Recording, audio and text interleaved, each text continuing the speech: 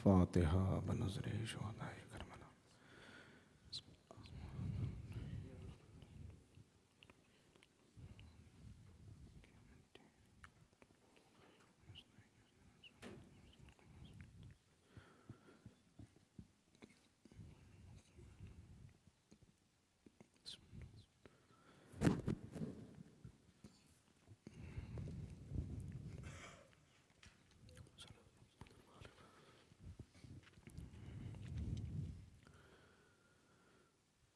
اعوذ باللہ من الشیطان اللعین الرجیم، بسم اللہ الرحمن الرحیم، الحمد للہ رب العالمین، وبہ نستعین وہو المعین، والصلاة والسلام علی سید الانبیاء والمرسلین، سیدنا و نبینا و شفیع ذنوبنا و طبیب قلوبنا وبالقاسم محمد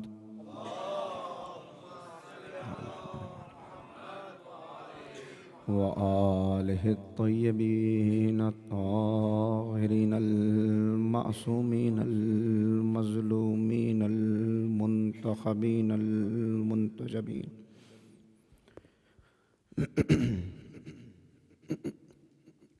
ولعنۃ اللہ علی اعدائہم اجمعین من الآن الی قیام یوم الدین، اما بعد فقد قال اللہ تبارک و تعالی فی کتابہ المجید وفرقانہ الرشید وقولہ الحق، بسم اللہ الرحمن الرحیم، وَلَنَبْلُوَنَّكُمْ بِشَيْءٍ مِّنَ الْخَوْفِ وَالْجُوعِ وَنَقْصٍ مِّنَ الْأَمْوَالِ وَالْأَنفُسِ وَالثَّمَرَاتِ وَبَشِّرِ الصَّابِرِينَ الَّذِينَ إِذَا أَصَابَتْهُم مُّصِيبَةٌ قَالُوا إِنَّا لِلَّهِ وَإِنَّا إِلَيْهِ راجعون۔ صلوات پڑھیں محمد وآلہ محمد وآل محمد۔ سامعین محترم، آیات قرآنی کے ضمن میں عشق اہل بیت اور اس کے تقاضے کے عنوان سے جو سلسلہ گفتگو جاری ہے، اسی پر ہم آج بھی اپنے معروضات آپ کی خدمت میں گزارش کریں گے۔ جو باتیں میں نے آپ کی خدمت میں عرض کی، اگر آخری تقریر آپ کے اذہان عالیہ میں ہو تو بات یہاں تک پہنچی تھی کہ یہ راہ عشق بڑی مشکل راہ گزر ہے، اور یہ مودت کا سفر، یہ عشق و اہل بیت کا سفر، یہ آسان سفر نہیں ہے، بلکہ آگ اور خون کے دریاؤں کو عبور کرنے کا حوصلہ ہو، ظلم و ستم کی چمکتی ہوئی بجلیوں میں پلک نہ جھپکانے کی جرت ہو تو اس راہ پر انسان آگے بڑھے۔ اور اس راہ کو کیسے سر کیا جاتا ہے اور کیسے اس راہ عشق سے گزر کر معرفت الہی اور عشق الہی کے درجے تک پہنچا جاتا ہے، اس سے ہمیں آگاہ کرنے کے لیے، ہمیں واقف کرنے کے لیے اللہ رب العزت نے انبیاء و مرسلین کو ہماری ہدایت کے لیے بھیجا۔ امتوں کی تاریخ رہی ہے اور تاریخ یہی ہے کہ انہوں نے اپنے نبیوں کو جھٹلایا، ان کی تکذیب کی، ان کے اوپر ظلم و ستم کیے. اور آپ کی خدمت میں بارہا میں نے عرض کیا کہ قرآن حکیم میں ان امتوں کی داستان موجود ہے. وہ تکذیب کرتے تھے تو انداز ان کا یہی ہوتا تھا کہ کل تک تو تم ہمارے ہی درمیان تھے، اٹھتے بیٹھتے ایسے ہی ہو، چلتے پھرتے ایسے ہی ہو، آج کون سی ایسی بات ہو گئی کہ ہم تمہیں نبی مان لیں. اور وہ جو جواب دیتے تھے، ابھی آپ نے سورہ یاسین کی تلاوت کی، ان کا جواب اللہ رب العزت نے نقل کیا ہے کہ وہ کیا کہتے تھے. قالوا ربنا یعلم انا الیکم لمرسلون، ہمارا اللہ جانتا ہے کہ ہم تمہاری طرف مرسل بنا کے بھیجے گئے ہیں. وما علینا الا البلاغ المبین، ہمارا کام باتوں کو پہنچا دینا ہے اور بس. یعنی جبر کرنا ہمارا کام نہیں ہے، تمہیں زبردستی کسی راہ پہ چلانا یہ ہمارا کام نہیں ہے. حقائق کو واضح کر دینا، باتوں کو پہنچا دینا، اتمام حجت کر لینا، یہ ہمارا کام ہے. مگر قوموں نے کیسی تکذیب کی، وہ اگر آپ کو دیکھنا ہو تو اقوال معصومین میں اور خود قرآن حکیم میں متعدد مقامات پر اس کا تذکرہ ہے، جس میں سے کچھ میں نے آپ کی خدمت میں اشارہ بھی کیا. وہ اسی سورہ یاسین میں آگے جا کر اللہ رب العزت خود کہتا ہے یا حسرتاً علی العباد، افسوس. دیکھیے افسوس کب کسی پہ کرتا ہے انسان، پہلے انسان کب کسی پہ افسوس کرتا ہے اس کو دیکھ لیں. ہر ایک کی حالت پہ ہر کوئی افسوس نہیں کرتا، بلکہ جب تک کوئی رشتہ نہ ہو، کوئی تعلق نہ ہو، کوئی ربط نہ ہو، کوئی محبت نہ ہو، اس وقت تک کوئی کسی پہ افسوس نہیں کرتا. باپ بیٹے کے اوپر افسوس کرتا ہے، بھائی بھائی پر افسوس کرتا ہے، بہن بھائی پر افسوس کرتی ہے، ماں بیٹی پر افسوس کرتی ہے، استاد شاگرد پر افسوس کرتا ہے، پڑوسی پڑوسی پر افسوس کرتا ہے، خاندان کا بزرگ کسی کو غلط راہ پہ چلتے ہوئے دیکھتا ہے اس پر افسوس کرتا ہے. قوم کا بزرگ کسی بچے کو دیکھتا ہے کہ یہ غلط روش اس نے اختیار کر لی ہے تو وہ اس پر افسوس کرتا ہے. ہائے افسوس. باپ کہہ رہا ہے بیٹے سے کہ کتنا تمہارے اوپر کوشش کی اور کتنا میری ہڈیاں گھس گئیں اور میں مر گیا کام کرتے کرتے، مگر اتنی کوشش کر لی تم پڑھ کے نہ دیے، تم وہیں کے وہیں رہے، تم نے برباد کر لیا دوستوں میں اپنے آپ کو. استاد شاگرد سے کہہ رہا ہے کہ تجھے کتنا سمجھایا تھا اور کتنا تجھے صحیح راستے پہ لانے کی کوشش کی، مگر تیرے اوپر اثر نہ ہوا، اب تو نے دیکھ لیا، اب وقت نکل گیا، اب برباد ہو گیا، تو اب کیا کرے گا زندگی میں. تو یہ ہوتا ہے افسوس. افسوس وہی کرتا ہے جو بھائی بھائی سے کہہ رہا ہے کہ بھائی تمہیں کتنا میں نے سہارا دیا اور کتنا چاہا کہ تم بزنس میں آگے بڑھ جاؤ، مگر تمہاری یہ کسل مندی، تمہاری یہ سستی، یہ تمہیں لے ڈوبی، تم صبح کو اٹھتے ہی نہیں ہو وقت پر اور کام کرتے ہی نہیں ہو. دیکھو ذرا باہر نکلو اگر تو کتنا میں نے تمہیں سپورٹ کیا اور کتنا سہارا دیا، جتنا میں کر سکتا تھا. یعنی افسوس وہی کرتا ہے جس سے کوئی تعلق ہوتا ہے. یہاں اللہ کا افسوس کرنا، اے معبود کس بات پر افسوس کر رہا ہے؟ کہ تمہیں نہیں معلوم کہ ہمارا ان سے تعلق کیا ہے؟ یا ایھا الناس انا خلقناکم، یہ میرے ہی بندے ہیں، میں نے انہیں خلق کیا ہے. وجعلناکم شعوبا وقبائل لتعارفوا، ایک مرد اور ایک عورت سے پیدا کر کے انہیں مختلف خاندانوں اور قبیلوں کے اندر اس لیے تقسیم کر دیا کہ ایک دوسرے کا تعارف حاصل کر سکیں، ایک دوسرے کو پہچان سکیں. یہ مگر کیسے ہیں؟ یہ کس بات پہ افسوس نہ کرے؟ رب کا افسوس کرنا کہ ہم نے انہیں رنگ و نسل اس لیے دی کہ ایک دوسرے کو پہچان سکیں، انہوں نے اسی کو برتری کا ذریعہ بنا لیا، انہوں نے دولت کو برتری کا ذریعہ بنا لیا. یہ سب نہیں ہے. انا اکرمکم عند اللہ اتقاکم، ان سے کہہ دو، انہیں بتا دو، انہیں خبر ہو جانی چاہیے اس بات کی کہ اللہ کے نزدیک بزرگ وہ ہے جو تقوی کی راہ میں آگے بڑھتا ہو. صلوات پڑھیں محمد و آل محمد پر.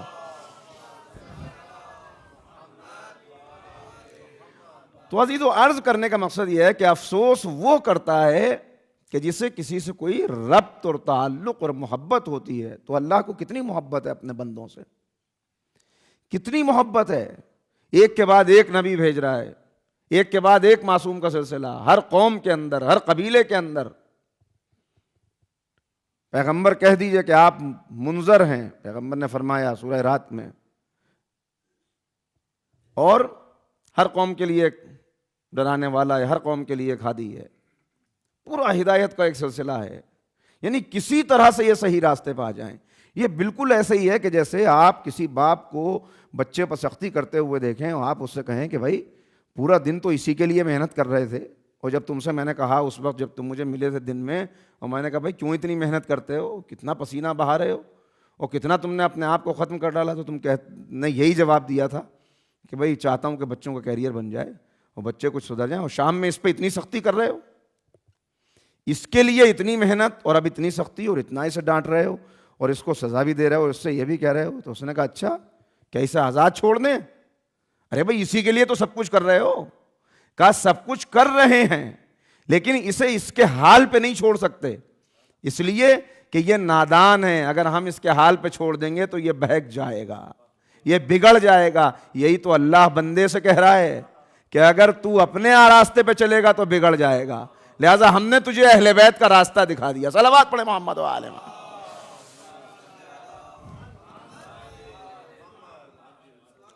جتنا سجدے، کتنا رحیم ہے، کتنا بندوں سے محبت کرنے والا ہے وہ رب۔ مگر میں نے عرض کر دیا آپ کی خدمت میں کہ جو چلے اس راہ کے اوپر تو یہ آسان راہ نہیں تھی، یہ مشکل راہ تھی، لیکن مشکل راستے کے اوپر بھی جب اللہ کے سہارے سے کوئی چلتا ہے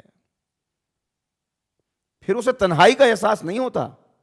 یہ غلط ہیں یہ باتیں کہ لوگ کہہ دیتے ہیں کہ صاحب ہم کریں کیا، پورا معاشرہ بگڑ گیا۔ میں نے عرض بھی کیا آپ کی خدمت میں، یہ جملے بہت آتے ہیں ہماری زبان پر کہ ہم کیا کریں، سبھی بگڑے ہوئے ہیں، تو ہم اپنے آپ کو سنوار اور سدھار بھی لیں تو اس سے حاصل کیا ہونے والا ہے، اور چلیے ہم نے اپنے آپ کو بچا بھی لیا تو اب جب پورا سسٹم کرپٹ ہو گیا تو ہم اس کے لیے کر کیا سکتے ہیں۔ دو بھائی ہیں، دو بھائی بڑھتے چلے جا رہے ہیں اللہ کی راہ میں، بڑھتے چلے جا رہے ہیں، اس کے پاس اتنا محل ہے، طاقت ہے، اقتدار ہے، خزانہ ہے، فوج ہے، سجدہ کرنے والے ہیں، وہ ان کے پاس کچھ بھی نہیں ہے۔ بلکہ شان عجیب ہے، وہ جو حاجب تھا نا جو دروازے پہ کھڑا رہتا ہے محل کے دروازے پہ، اس نے دیکھا کہ دو بھائی کھڑے ہوئے ہیں، پھٹا ہوا لباس پہنا ہے، کمبل رکھا ہوا ہے دوش کے اوپر، دوش پہ کمبل رکھے ہوئے دو بھائی پھٹے لباس میں، ہاتھ میں ایک عصا ہے، وہ کھڑے ہوئے ہیں۔ تو اس نے استہزاء کیا، اس نے مذاق اڑایا اور اس نے کہا اللہ کو بھی کوئی نہیں ملا تھا اپنا پیغام دینے کے لیے، تمہیں بھیجا۔ مگر قرآن بھی بیان کرتا ہے اور ائمہ بھی بیان کرتے ہیں کہ جو بڑے لوگ ہوتے ہیں، بڑے یعنی جن کی فکر اعلیٰ ہوتی ہے، جو بلند مرتبہ لے کے آتے ہیں، وہ مہمل باتوں کے اوپر توجہ نہیں کیا کرتے، لہٰذا حضرت موسیٰ نے ان کی بات کو جواب کے لائق بھی نہیں سمجھا، کوئی توجہ نہیں کی کیا کہہ رہے ہیں، آگے بڑھ گئے اور جا کے سیدھا فرعون کے سامنے کھڑے ہو گئے۔ یہ ہے اللہ کی راہ میں بڑھنا، یہ نہیں کہ میں اکیلا ہوں، بس ہم دو بھائی ہیں، کریں گے کیا، کھڑے ہو گئے۔ اس کے بعد جو گفتگو ہے، جو انداز ہے، جو تیور ہیں، جو طریقہ ہے، جو دعوت حق دینے کا انداز ہے، کیا نتیجہ نکلا؟ دیکھیے اسی ایک دربار کے اندر میں آپ کو دو تین رنگ دکھا دیتا ہوں اور آج کی حد تک اجازت لے لیتا ہوں، اس لیے کہ آج جو آپ تشریف لائے ہیں، مجھے تو آپ سن ہی رہے ہیں ماشاءاللہ، ابھی آپ نے بہترین منقبت برادر محترم جناب رضا عباس صاحب سے ملاحظہ فرمائی، اللہ ان کی توفیقات میں بھی اضافہ کرے اور قبول فرمائے اپنی بارگاہ میں۔ ان سے آج آپ انہیں سننے کے لیے آئے ہیں، میں تو درمیان میں وہ حصول ثواب کے لیے اور اپنی حاضری کے لیے حاضر ہوں۔ صلوات پڑھیں محمد و آل محمد پر ایک مرتبہ۔ تو ذرا توجہ کیجیے گا، ایک ہی دربار کے اندر کتنے رنگ ہیں، اور آج دیکھیے گا کہ جو اللہ کے بھروسے پر نکلتا ہے پھر کیسے فتح مبین اس کے قدموں میں آ جاتی ہے۔ کھڑے ہو کر دعوت دے رہے ہیں تو فرعون نے دیکھا، اب وہ بھی دیکھ رہا ہے اور مسکرا رہا ہے، استہزاء کر رہا ہے، مذاق اڑا رہا ہے، جو قوموں کا مزاج ہے اس سے پہلے والی، جو ظالموں کا مزاج ہوتا ہے۔ مگر دیکھیے ایک بات آپ کی خدمت میں عرض کروں کہ جب کوئی انسان دلیل کا جواب دلیل سے نہیں دے پاتا تو وہ گالیاں دینے لگتا ہے۔ گالیاں ہمیشہ وہی دیتا ہے جس کے پاس دلیل ختم ہو جاتی ہے، اور جب گالیوں سے حق کی آواز دب نہیں پاتی تو گولیاں چلانے لگتا ہے۔ یا آپ رات دن نظارے دیکھ رہے ہیں، مگر یہ حق کی آواز ہے، یہ ان چیزوں سے اگر دبا کرتی تو کبھی کی دب چکی ہوتی. اسے جتنا دبایا جائے گا اتنا زیادہ یہ ابھر کے سامنے آئے گی. لہذا اس نے درباریوں کو دیکھا، درباریوں کے سامنے ایک عجیب ایک ایمبریسمنٹ ہو گیا اس کو. اتنے سارے لوگ ہیں ان کے سامنے، یہ کہہ رہے ہیں کہ ذرا پہچان اپنے آپ کو اور دیکھ جو کچھ تجھے ملا ہوا ہے اس پہ شکر خدا کر. تو اس نے کہا آج نہیں، ایک بہت بڑی ریلی ہوگی، بہت بڑا سا مجمع ہوگا، اس کے سامنے ہم انہیں جواب دیں گے.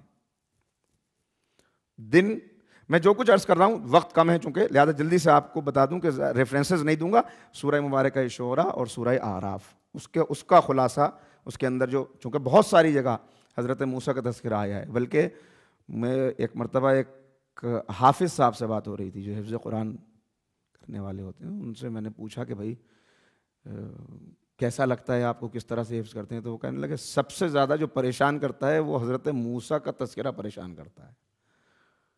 اتنا تذکرہ اتنا پھیلا ہوا ہے کہ اس سورے میں بھی موسیٰ ہے، اس میں بھی موسیٰ ہے، ادھر بھی ہے.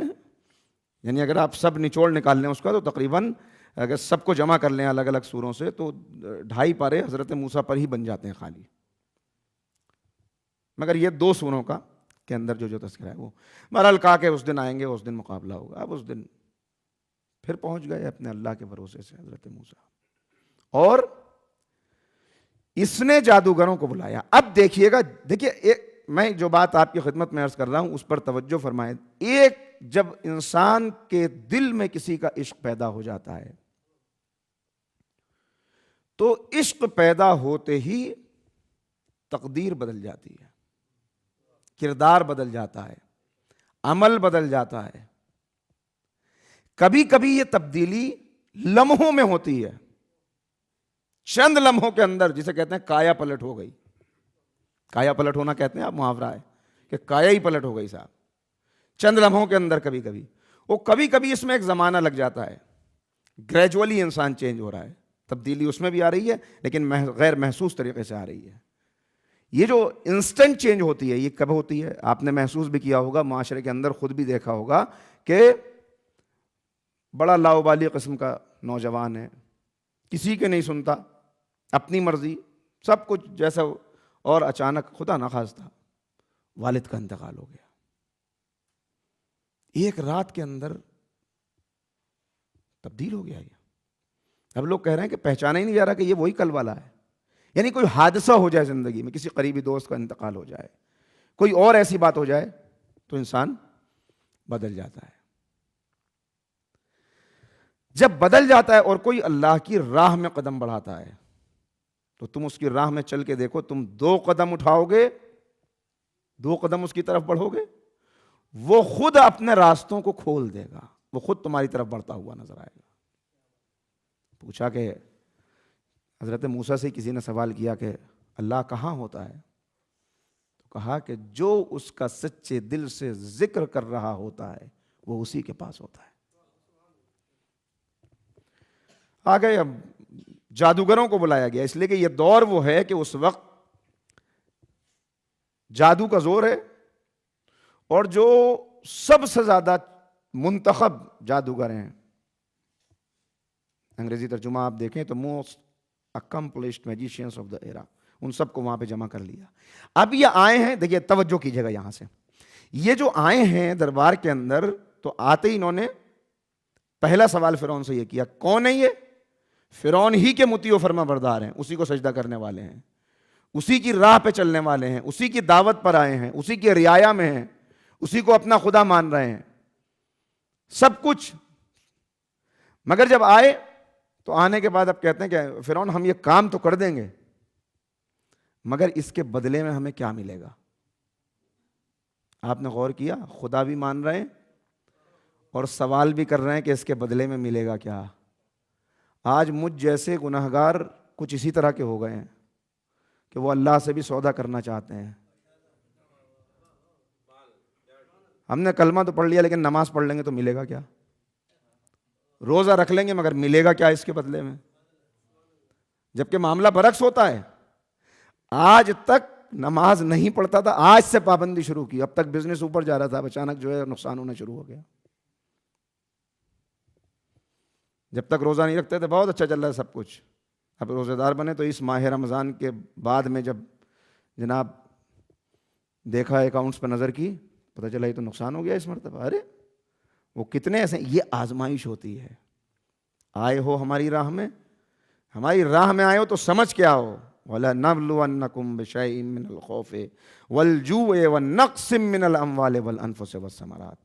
ہماری راہ میں آئے ہو تو خوب جان بوجھ کے آنا کہ یہ سب نقصان ہوں گے، ان خساروں کو اٹھانے کے لیے تیار ہو تو آ جاؤ اس راہ میں. تو کام ملے گا کیا؟ تو اب جو جواب دیا ہے دیکھیے، توجہ فرمائیے گا. کہا کہ تمہیں دولت بھی ملے گی، انعام بھی ملے گا، اور تم میرے مقربین میں ہو جاؤ گے، تمہارا اسٹیٹس ہائی ہو جائے گا، تمہیں میرے پہلو میں بیٹھنے کی جگہ ملے گی. آپ غور کر رہے ہیں؟ آج اسی اسٹیٹس کے چکر میں نہ جانے کتنی مرتبہ ہم اپنے ایمان کو داؤ پر لگا دیتے ہیں. اسٹیٹس بلند ہو جائے، اسٹیٹس بلند ہو جائے.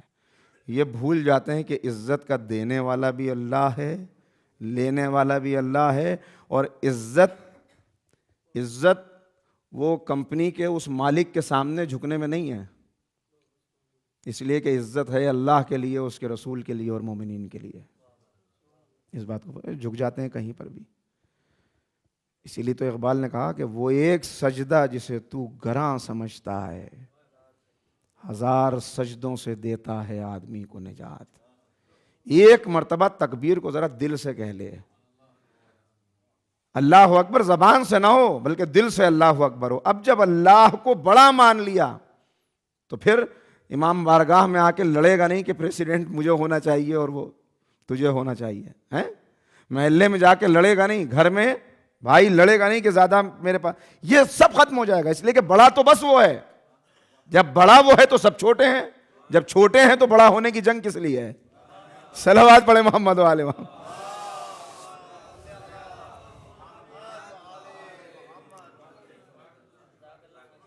تو کہا کہ تمہارا اسٹیٹس بلند ہو گئے. ٹھیک ہے، کیا کیا انہوں نے؟ بس میں نے مختصر کی بات، میں صرف آپ کو دکھانا چاہتا ہوں کہ دیکھیے یہ آنے والوں کو دیکھیے، انہیں دیکھیے جو آئے. یعنی پوری طرح سے ان کا یہ آنا، یہ تکبر، یہ انداز، اور اس کے بعد حضرت موسیٰ کے مقابلے کا آغاز جو ہوا، تو انہوں نے جو اپنی رسیوں کو ڈالا دربار میں، تو کیا کہہ کے ڈالا؟ بعزت فرعون، بائی دا مائٹ آف فیرو، فرعون کی عزت کی قسم. انہیں یہی نہیں پتا کہ فرعون کے پاس اگر عزت ہوتی تو ایسا ذلیل کیوں کیا جاتا. ڈال دیا. یعنی تکبر بھی دیکھ لیجئے، دنیا پرستی بھی دیکھ لیجئے، خود غرضی بھی دیکھ لیجئے کہ خدا بھی اسی کو مانگنا ہے اور سودا بھی اسی سے کرنا ہے. پوری طرح سے مادہ پرست، دنیا پرست، ہوس پرست، نفس پرست کھڑے ہوئے ہیں. ڈال دیا. آپ جناب موسیٰ نے اپنے عصا کو زمین کے اوپر ڈالا. اچھا کمال کس چیز میں تھا؟ یہ کچھ لوگوں نے جب یہ معجزہ دیکھ لیا تو ایک دن طے کیا بنی اسرائیل کے کچھ لفنگوں نے کہ یہ موسیٰ کا عصا چرائے لیتے ہیں. غور کر رہے ہیں آپ؟ وہ ایک دن انہوں نے جناب موسیٰ کا عصا چرا لیا اور لے کے پہنچے بزرگ کے پاس. کہا آپ دیکھیں کیا کرتے ہیں موسیٰ. تو اس نے جو جملہ کہا، بزرگ تو بزرگ ہی ہوتا ہے، اس نے کہا وائے ہو تمہارے اوپر، انکار کرنے پہ آئے تو نبی کا انکار کر دیا، ماننے پہ آئے تو ڈنڈے کو مان لیا.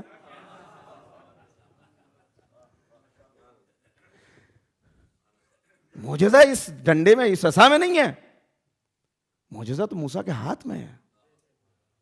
اللہ کا نمائندہ ہو. کہ صاحب قرآن اتنا پڑھتے ہیں تقدیر بدلتی نہیں ہے، دعائیں اتنی کرتے ہیں قبول ہی نہیں ہوتی ہے. قرآن میں تو اثر ہے، مگر وہ لہجہ اور وہ زبان بھی لائیے جو قرآن کے لیے ضروری ہے. اور وہ لہجہ مل نہیں سکتا اس لیے کہ وہ ایک ہی کے پاس ہے جس کی زبان لسان اللہ ہے. جب تک وہاں نہیں آئیں گے وہ لہجہ، وہ انداز، وہ طریقہ وہ ملنے والا نہیں ہے۔ تو بہرحال جناب حضرت موسیٰ نے وہ سب آپ کا سنا ہوا ہے کس طرح سے، میں نے مختصر کیا بات کو۔ بس جیسے ہی انہوں نے یہ دیکھا، جیسے ہی انہوں نے دیکھا، نظریں ملی، اور ایک لمحے کے اندر، اب تک کیا تھے میں نے آپ کی خدمت میں عرض کر دیا، لیکن جیسے ہی یہ دیکھا فوراً سمجھ گئے کہ ہم نے جو دکھایا تھا وہ شوبدہ تھا، ہم نے جو دکھایا تھا وہ جادو تھا، مگر یہ اس طرح سے ہمارے سانپوں کا نگل لینا، اجگر بن کر اژدہا بن کر، یہ شوبدہ نہیں ہے۔ نتیجہ کیا ہوا؟ فوراً سب نے اپنے سروں کو سجدے میں رکھ دیا۔ صلوات پڑھیں محمد و آل محمد۔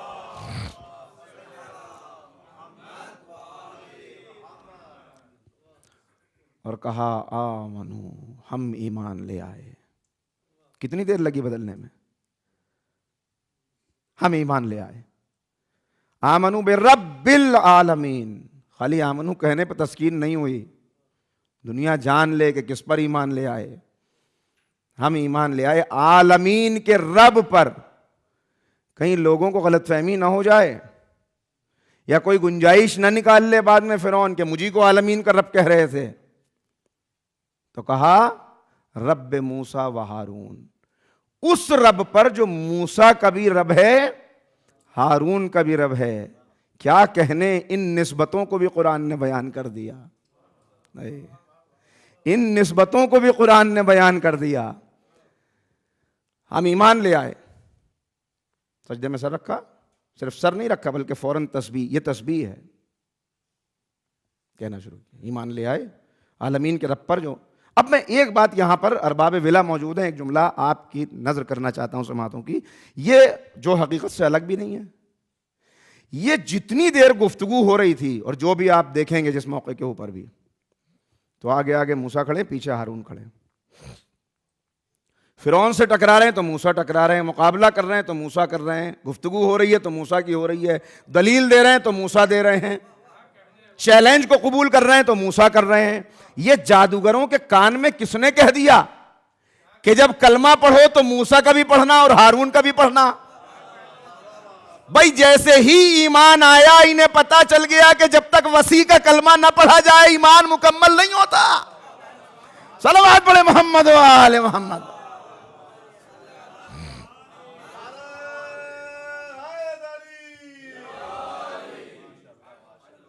ہم ایمان لائے، ایمان لائے۔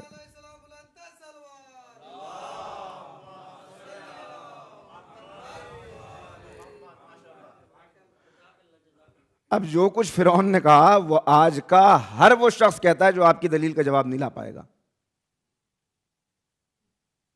تم پہلے ہی سے ملے ہوئے تھے موسیٰ، یہ سب قرآن ہے، یہاں علماء تشریف فرمائے اور میں ایک طالب علم، یہ سب قرآن ہے۔ تم پہلے ہی سے ملے ہوئے تھے، تم نے سازش کر رکھی تھی، تمہارا موسیٰ سے پہلے ہی ایگریمنٹ ہو چکا تھا، یہ سب باتیں، مگر اب کوئی فرق پڑنے والا نہیں ہے، اس لیے کہ اب دل کو نور مل چکا ہے۔ جب قلب نورانی ہو جائے تو اب اثر نہیں ہوتا ان باتوں کا۔ ایک مرتبہ کہا، اچھا یہ آپ کی خدمت میں عرض کر دوں کہ فرعون کی ٹارچر ٹیکنیکس مشہور ہیں،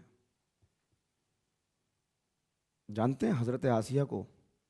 بعض روایات کے اندر آتا ہے کہ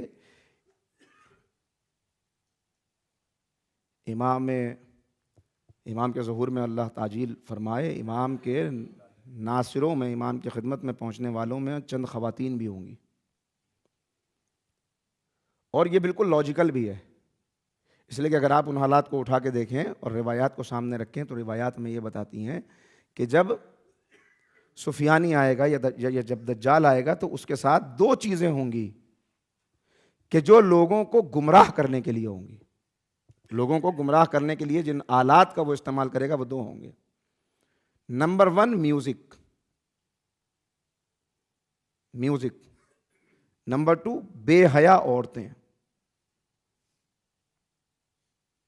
تو یہ ہو نہیں سکتا کہ اگر کچھ بے حیا عورتیں بے حیائی کی طرف دعوت دینے والی ہیں تو کچھ صاحبان ایمان خواتین، مومن خواتین، مومنات، وہ نہ ہوں اچھائی کی طرف دعوت دینے والی، لہٰذا ملتا ہے اس کے اندر، اس میں جو کچھ ایسے ہیں کہ جہاں پہ ناموں کا ذکر بھی ہو گیا کہ کون، ان کے کردار بتا کر اور ان کا جہاد بتا کر کہ ان کا جہاد کیا ہے، ان کا کردار کیا ہے وہ امام کی خدمت میں. اس میں ایک حضرت آسیہ کا نام بھی میں نے دیکھا ہے. حضرت آسیہ میں عرض کر چکا اور کل ایک جملہ کہا تھا جس کو پھر دہرا رہا ہوں کہ اس پر غور کیجیے گا کہ آپ جو یہاں پر رہ رہے ہیں، میں نے کہا تھا کہ ہماری حیثیت بالکل ایسی ہے، یہاں پر ایسی خطرہ ہمارے لیے بھی ہے کہ ہم یورپ میں نہیں رہ رہے بلکہ ہم ایسے رہ رہے ہیں جیسے قصر فرعون میں حضرت آسیہ رہتی تھی. انہوں نے اپنے ایمان کو کیسے محفوظ کیا اس پر نظر. تو یہ کیسا ٹارچر کرنے والا ہے کہ جناب آسیہ کو ہاتھوں میں اور پیروں میں کیلیں ٹھوک کر، میخیں ٹھوک کر ایک پہاڑ کے اوپر مرنے کے لیے چھوڑ دیا، شہید ہونے کے لیے چھوڑ دیا. اور اس کے بعد اب ظاہر ہے کہ ایک دم سے تو جان نہیں نکل جائے گی. پھر خود گیا دیکھنے کے لیے، وہ کہا کہ آسیہ اب بھی غور کر لو، مگر جناب آسیہ نے کہا کہ میں ایمان لا چکی، میں موسیٰ اور اس کے رب پہ ایمان رکھتی ہوں. تو اب حکم دیا کہ آسیہ کو اذیت دو، اور اذیت کیسے دو کہ پہلے ان کے چہرے کی کھال کو اتارو. اب سمجھیں کہ کیا وہ اب جادوگروں سے یہ کہہ رہا ہے، وہ سب کچھ کہہ چکا، دل کی بھڑاس نکل گئی کہ تم ایسے ہی تھے اور تم ایسے ہی ہو، میں خوب جانتا ہوں، موسیٰ سے پہلے سے ملاقات تھی، تم نے سب نے سازش کر رکھی ہے، تم موسیٰ سے ملے ہوئے ہو. یہ سب کہنے کے بعد اب کہتا ہے کہ میں تمہیں سزا دوں گا. اور کیا سزا دوں گا؟ تمہیں سولی کے اوپر لٹکاؤں گا، ایک ہاتھ اور ایک پیر کاٹ کر، الٹی طرف کے، دایاں ہاتھ بایاں پیر، بایاں ہاتھ دایاں پیر، یہ کاٹ کر. بس یہاں پر غور کرنے کی بات ہے. ذرا میں اپنے آپ سے سوال کرتا ہوں کہ اگر خدا نہ خواستہ اہل بیت کی محبت کے جرم میں مجھے گرفتار کر لیا جائے، یہ روز کے واقعات ہیں، آپ سن رہے ہیں، زائرت کے لیے زائرین گئے ہوئے ہیں زیارت کے لیے، ان میں سے کتنے ایسے واقعات ہوتے ہیں. اور اس کے بعد ایک اندھیرا کمرہ ہے جس کے اندر رکھا ہوا ہے، اور اچانک اس میں روشنی ہوتی ہے تو میں دیکھتا ہوں کہ چاروں طرف سرجیکل انسٹرومنٹس رکھے ہوئے ہیں، ادھر خنجر بھی رکھا ہے، اور یہ بھی ہے اور وہ بھی ہے، اور کھولتا ہوا تیل بھی ہے، اور ناخون کھینچنے کے لیے چیزیں بھی ہیں. اور وہ ایسے میں کوئی آئے اور آنے کے بعد کہے کہ ہاں اب دیکھنا ہے تو کیسے کتنی اہل بیت سے محبت کرتا ہے. اور اس کے بعد وہ کہے تیرے لیے رہائی کا بھی ایک راستہ ہے کہ بس اپنے مولا پر دشنام کر اور ان سے بیزاری کر. کیا ہوگا اس وقت میں؟ آسان ہوگا وہ امتحان؟ نہیں معلوم کیا ہوگا. اس لیے کہ یہ تو سلام ہو حضرت حجر پر کہ یہ قربانیاں وہ ہیں جن سے ان جیسی ہستیاں گزرتی ہیں. ثابت قدم، میسم پر سلام، رشید حجری پر سلام. یہاں کہا جا رہا ہے اور کہنے والا وہ ہے کہ جس کے ہاتھ میں طاقت بھی ہے، جس کا ظلم معلوم بھی ہے، اور یہ پتہ بھی ہے کہ جو کچھ اس نے کہہ دیا اسے وہ کر گزرے گا.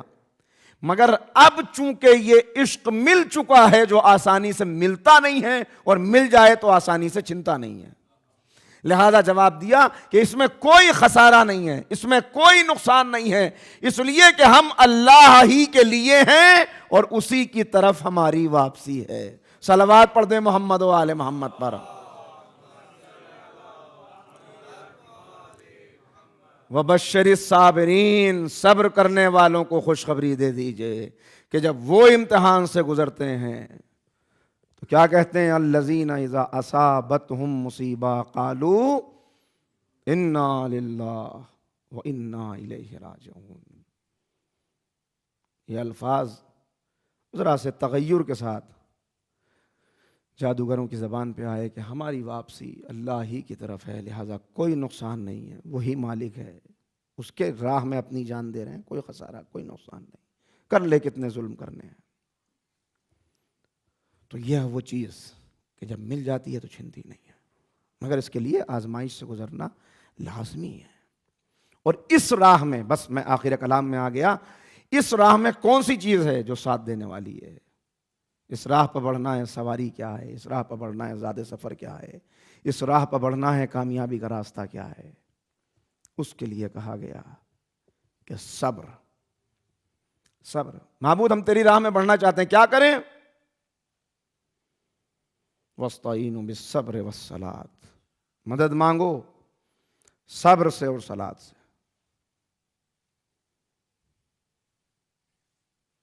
ٹھیک، دیکھیے یہ ہم اللہ کی بارگاہ میں گئے، معبود تیری راہ پر چلنا چاہتے ہیں، اللہ نے رہنمائی کر دی، مدد مانگو، ان سے مدد لو، روزے سے مدد لو، نماز سے مدد لو، یا صبر سے مدد لو، صلاۃ سے مدد لو۔ مگر اس کے بعد جب اس نے اعلان کیا، بس آخری بات عرض کر رہا ہوں، تو کہا ان اللہ مع الصابرین، اللہ صبر کرنے والوں کے ساتھ ہے۔ جب راستہ بتایا تو دو کا ذکر کیا کہ اس سے مدد مانگو، اس سے مدد مانگو، ایک نماز، ایک صبر۔ جب یہ بتایا کہ میں کس کے ساتھ ہوں، تو یہ نہیں کہا ان اللہ مع المصلین والصابرین، اللہ نماز پڑھنے والوں اور صبر کرنے والوں کے ساتھ ہے، جبکہ نماز کی قبولیت پر تمام اعمال کا دار و مدار ہے۔ تمام اعمال نماز کو دیکھ رہے ہوں گے کہ یہ قبول ہو تو ہم قبول ہوں، اور نماز ولایت اہل بیت کو دیکھ رہی ہوگی۔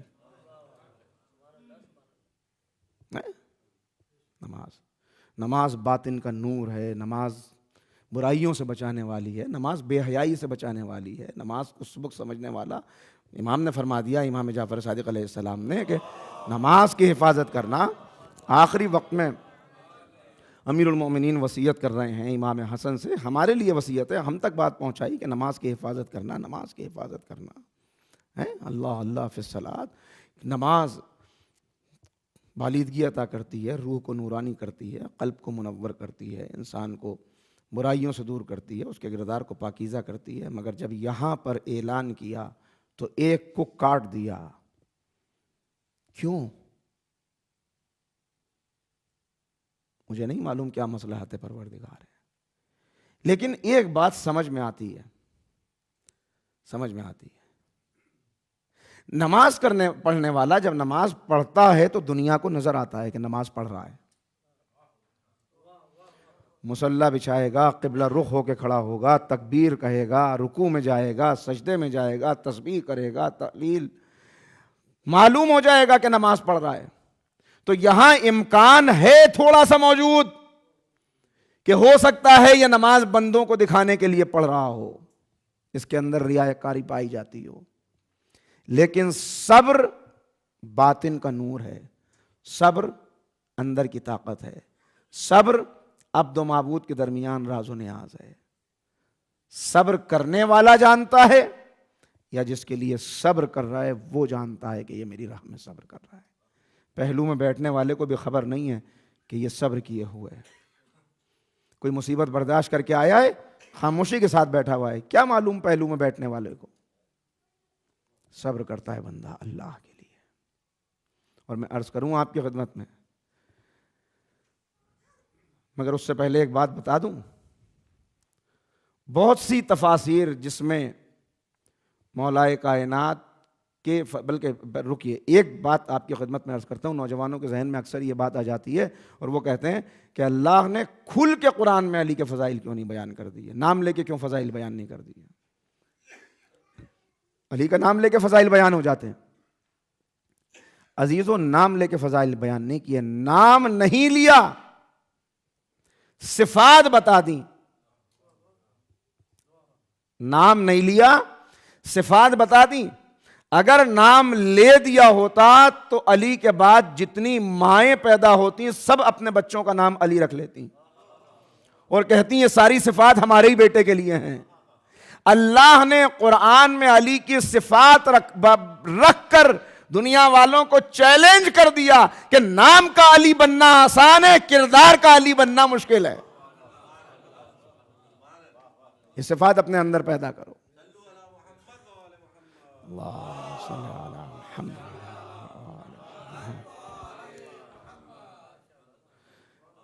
لیکن بہت ساری تفاسیر آپ دیکھیں گے، عبید اللہ امرتسری نے ارجاء المطالب میں 300 سے زیادہ آیات بالکل بڑے حوالوں کے ساتھ، بڑی تحقیق کے ساتھ ان کو بیان کر دیا کہ یہ مولا کائنات کی شان میں ہے۔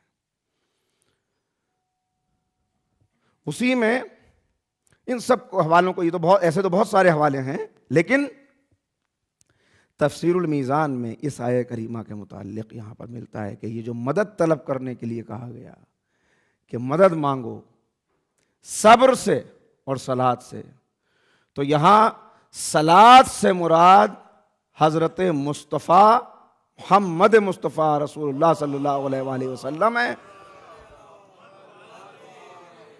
اور صبر سے مراد امیر المومنین حضرت علی ابن ابی طالب علیہ السلام۔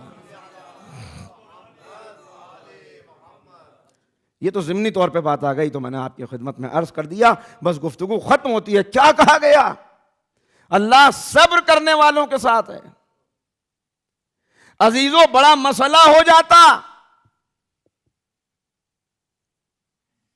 اگر یہ کہہ دیا جاتا اس کے بعد کہ اللہ نماز پڑھنے والوں اور صبر کرنے والوں کے ساتھ ہے، اگر یہ بات آ جاتی، اس لیے کہ پھر تفریق مشکل ہو جاتی، پتہ نہ چلتا، کیونکہ کربلا میں نماز ادھر بھی تھی، نماز ادھر بھی تھی، تکبیر ادھر بھی تھی، تکبیر ادھر بھی تھی، سجدے ادھر بھی تھے، سجدے ادھر بھی تھے، بلکہ ایسی تکبیر تھی کہ جب جناب علی اکبر کے سینے میں نیزہ مارا تو تکبیر کہی، جب اون محمد کو شہید کیا تو تکبیر کہی۔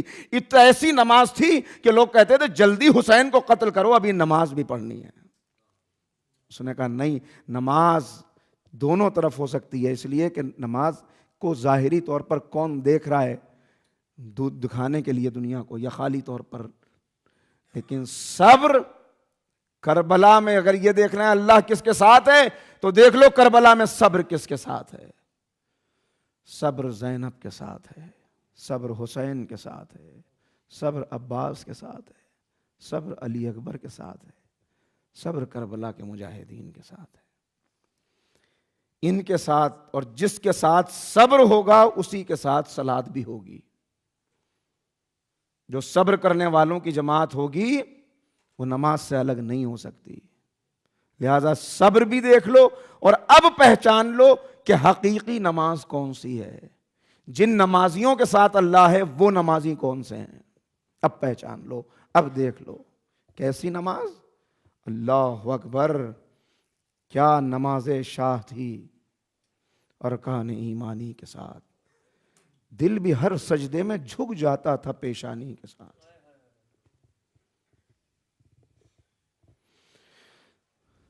اور علامہ جمیل مظہری کا شعر یاد آ گیا، کیا بات انہوں نے کہہ دی واقعی طور پر۔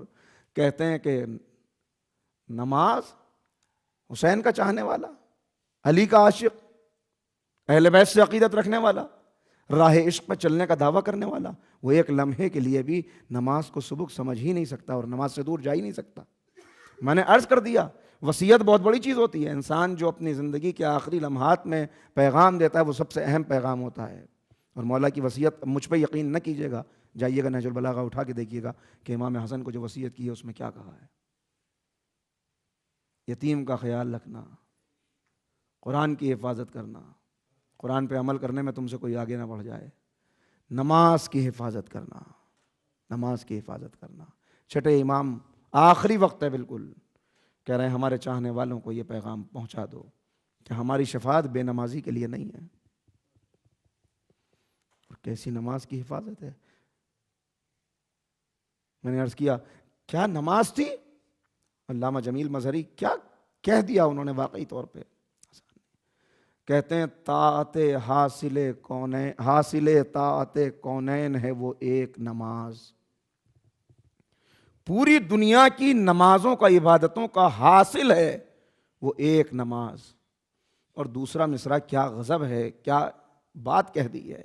کہتے ہیں حاصل طاعت کونین ہے وہ ایک نماز، جو ادا بھی نہ ہوئی اور قضا بھی نہ ہوئی۔ اللہ اکبر۔ نماز ختم ہوتی ہے جب نمازی مصلی سے ہٹ جائے، نماز ختم ہوتی ہے جب سجدہ گزار سجدے سے اپنا سر اٹھا لے۔ حسین نے سر رکھا خود ہے سجدے میں، مگر خود سر نہیں اٹھایا، قاتل نے سر اٹھا کے نیزے پہ بلند کر دیا۔ حسین کا سجدہ آج بھی جاری ہے، حسین کی نماز آج بھی جاری ہے۔ کربلا بتا رہی ہے کہ صبر کو دیکھو اور نماز کو دیکھو۔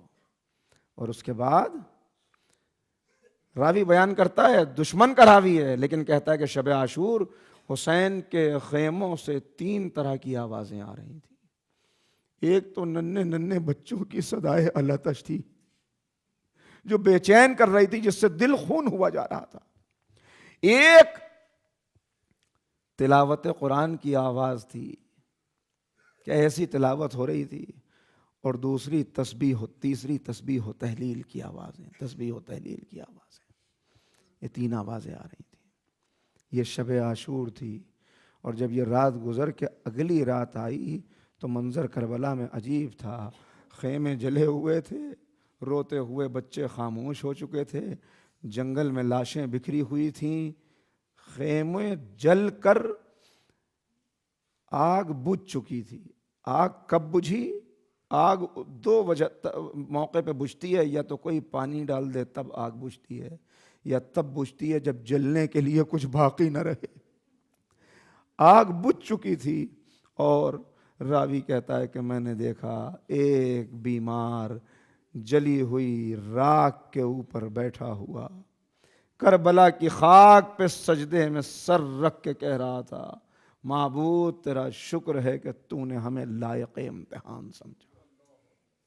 یہ نماز، اللہ اکبر! کون کیسی نماز تھی؟ آواز آ رہی تھی، آواز آ رہی تھی، تو سید الساجدین ہے، تو زین العابدین ہے۔ ایسے حالات میں نماز، اللہ اکبر! کربلا کے بعد بھی تو سید سجاد ہے، دوسرا ہوتا تو کہہ دیتا خدا ہے ہی نہیں۔ اللہ اکبر! ایسی آزمائشیں دینے کے بعد، اور اس کے بعد یہ رات گزری۔ ارے آپ نے سید سجاد کی نماز تو سن لی، مگر میں کیسے آپ کی خدمت میں عرض کروں کہ جناب زینب کی کوئی نماز کسی موقع پہ قضا نہیں ہوئی۔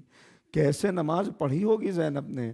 بس ذرا تصور کر لیجئے، نماز پڑھنے کے لیے جب تکبیر کہی جاتی ہے تو ہاتھوں کو کانوں تک لایا جاتا ہے، تکبیرۃ الاحرام کہتے وقت نماز، مگر جناب زینب نے کیسے نماز پڑھی؟ امام زمانہ سلام کر رہے ہیں، میرا سلام میری اس جدہ پر جس کے ہاتھ پسے گردن بندھے ہوئے تھے۔ بی بی نے پسے گردن بندھے ہوئے ہاتھوں سے کیسے نماز پڑھی مجھے نہیں معلوم۔ قافلہ جا رہا تھا اور زینب شکر خدا ادا کرتے ہوئے، پالنے والے تو نے امتحان میں کامیاب کیا، آگے کی آزمائشوں کو بھی ہمارے سر کر دینا، ہمیں کامیاب گزار دینا۔ عزیزو آسان نہیں تھا، بس ختم ہو گئی تقریر۔ میں آخری بات آپ کی خدمت میں عرض کرتا ہوں، جانے والے چلے گئے، سیدوں کی لاشیں خاک کربلا پہ بکھری رہ گئیں۔ جب یقین ہو گیا کہ اب یزیدی فوج کا کوئی فرد باقی نہیں رہا تو ایک مرتبہ قبیلہ بنی اسد کی عورتوں نے اپنے مردوں سے کہنا شروع کیا کہ لو ہماری چادریں اوڑھ کے گھروں میں بیٹھ جاؤ، فاطمہ کے لال کا لاشا بکھرا پڑا ہے، لاشا پڑے ہوئے ہیں اور تم گھروں کے اوپر بیٹھے ہوئے ہو، تمہیں حسین کی وصیت بھی یاد نہیں ہے؟ ذرا یاد تو کرو آقا نے کیا وصیت کی تھی۔ آقا نے تمہیں وصیت یاد نہ ہو مگر ہمیں وصیت یاد ہے، اگر تم کھڑے نہیں ہوتے تو ہم جا کے لاشوں کو دفنائیں گے۔ ایک مرتبہ مردوں کو شرم آئی، سب جمع ہو کے نکلے، ہاں چلو فاطمہ کے لال کی میت کو دفنانا ہے۔ عزیزو معصوم کی لاش کو صرف معصوم ہی دفنا سکتا ہے۔ ایک مرتبہ آگے بڑھے، چاہتے ہیں کہ لاشوں کو دفنا دیں تو کیا دیکھا کہ سامنے سے ایک سوار چلتا آ رہا ہے۔ جب سوار قریب آیا تو ہاتھوں کی ہتکڑیوں اور پیروں کی بیڑیوں سے پہچان لیا کہ یہ آنے والے ہمارے چوتھے امام ہیں جو اعجاز کربلا میں آ گئے ہیں۔ ایک مرتبہ امام نے کہا کہا رک جاؤ میری مدد کرو، لاشوں کو میں دفن کروں گا۔ امام نے ایک بنی اسد کے جوانوں کا سہارا لیا، میتوں کو دفن کرنا شروع کیا۔ عزادارو، مگر عجیب فقرہ روایت کا میں نے دیکھا کہ جب میتوں کو دفن کرتے کرتے فرات کے کنارے آئے اور چچا کی لاش کو دیکھا تو ایک مرتبہ لاشے پہ سر رکھ کے سجاد بیٹھ گئے اور ایک جملہ کہا، اے چچا، چچا میں بہت کھڑا رہا، اے چچا پھپھیوں کے سروں پہ چادریں نہیں ہیں، بس ختم ہو گئی گفتگو، ساری قبریں بن گئی، مگر پتا تو اس وقت چلا کہ جب بہن دوبارہ کربلا آئی، کہا اے میرے لال ذرا مجھے میرے غازی کی قبر پہ پہنچا دے۔ سید سجاد نے سہارا دیا، ایک قبر پہ لاگے کھڑا کیا، جناب زینب نے اس قبر کو دیکھا، سجاد کے چہرے کو دیکھا، کہا میرے لال یہ کس کی قبر ہے؟